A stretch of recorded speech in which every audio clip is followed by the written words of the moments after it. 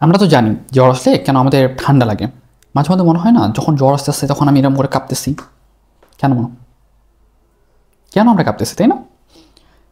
ব্যাপারটা হলো, ওই তো বললাম, জ্বর কিন্তু আমাদের বডিরই একটা নর্মাল প্রসেস। আমাদের বডি বলো, ইমিউন সিস্টেম বলো, মানে পুরো হিউম্যান ফিজিওলজি আলটিমেটলি কোনো একটা মাইক্রোবস বা কোনো একটা ব্যাকটেরিয়া বলো বা কোনো একটা অণুজীব আমাদের বডিতে প্রবেশ করলে সে যেন সুবিধা করতে না পারে, সেজন্য আগে থেকেই আমাদের টেম্পারেচারটাকে বাড়ায় দেয়। বাড়ায় দিলে কি হয়, সেই অণুজীবটা কিন্তু আমাদের বডিতে খুব একটা সুবিধা করতে পারে না। এই যে আমাদের টেম্পারেচার বাড়ায় দিচ্ছে, এই টেম্পারেচারটা যদি নর্মাল লেভেলে থেকে একটু খুব বেশি হয়ে যায়, তখন আমরা এটাকে জ্বর বলতেছি। এখন কেন আমাদের বডির টেম্পারেচার বাড়ে, আর কেনই বা আমাদের যখন টেম্পারেচার বাড়তেছে বা জ্বর আসতেছে আমরা কেন কাঁপি, তাই না? এটা মানে একটা ইম্পর্টেন্ট কোশ্চেন। ব্যাপারটা হয় কি, আমাদের ব্রেনে একটা সেন্টার আছে, থার্মো রেগুলেটরি সেন্টার, তাপমাত্রা নিয়ন্ত্রণ করতে পারে এরকম একটা সেন্টার, যেটা মেইনলি কন্ট্রোল করে কে? হাইপোথ্যালামাস। হাইপোথ্যালামাস আমাদের মেইনলি টেম্পারেচারটা কন্ট্রোল করে। এখন আমরা কি জানি, ফিজিক্স থেকে আমরা অলরেডি পড়ে আসছি যে আমরা কোনো একটা বস্তুর বা টেম্পারেচার যদি আমি বাড়াইতে চাই, তাহলে অবশ্যই আমার তাপশক্তি দেওয়া লাগবে, তাই তো? তাপশক্তি দেওয়া লাগবে। তাপশক্তি ছাড়া কিন্তু কোনোভাবেই একটা বস্তু টেম্পারেচার আমি বাড়াতে পারবো না। এখন আমাদের বডিতে কি আলাদা করে একটা হিটার দিয়ে তাপ দেওয়া সম্ভব? আসলে সম্ভব না, তাই না? এখন আমাদের বডিতে তাপের উৎস কী বা তাপশক্তির উৎস কী?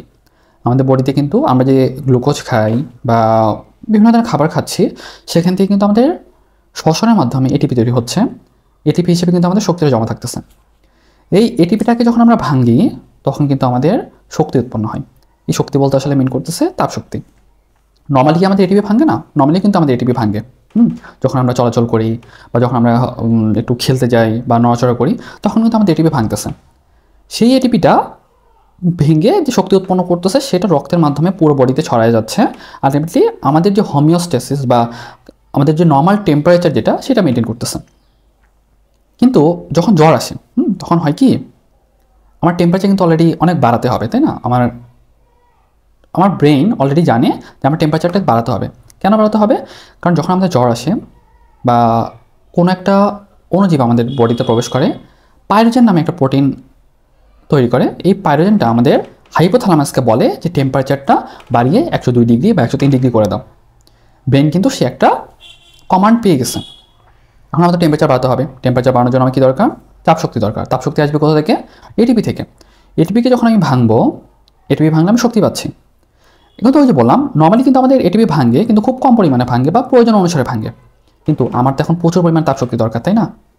এখন আমি কি চাইলে ইচ্ছামতো এটিপি ভাঙতে পারি? এটিপি কিন্তু ইচ্ছামতো ভাঙতে পারি না। যখন আমরা নড়াচড়া করি বা হাঁটাহাঁটি করি বা মাসল এরকম নড়াচড়া করি, তখন কিন্তু আমাদের এটিপি ভাঙে।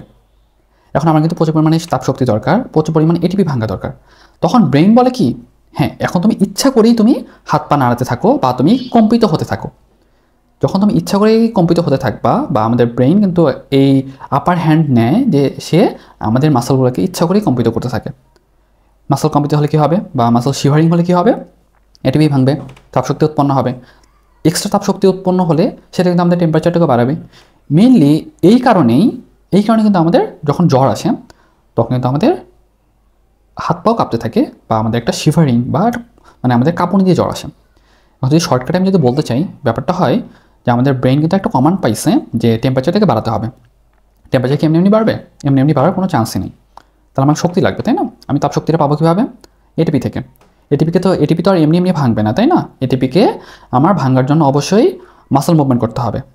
এখন যেহেতু আমি টেম্পারেচারটা বাড়ানোর অর্ডারটা আমার ব্রেইন আমাকে দিছে, এই ব্রেইনই কিন্তু আলটিমেটলি সে ম্যানেজ করবে যে অনিচ্ছাকৃতভাবে আমরা কিন্তু কখনোই জ্বর আসলে নিজে নিজে মাসল মুভমেন্ট করি না, তাই না? এটা কিন্তু ব্রেইনই একটা আপার হ্যান্ড নিয়ে আলটিমেটলি আমার কাঁপতে থাকে। ব্রেইনই তোমার এই মানে প্রসেসটা কন্টিনিউ করতে থাকে এবং আমাদের কন্টিনিউয়াসলি এটিপি ভাঙতে থাকে এবং তাপশক্তি উৎপন্ন হতে থাকে। এই এক্সট্রা তাপশক্তিটাই কিন্তু আমাদের টেম্পারেচারটাকে বাড়িয়ে উচ্চ একটা তাপমাত্রা সেট করে। সেই জন্যই উচ্চ তাপমাত্রায় জ্বর আসলে আমাদের কিন্তু মানে কাঁপুনি দিয়ে জ্বর আসে।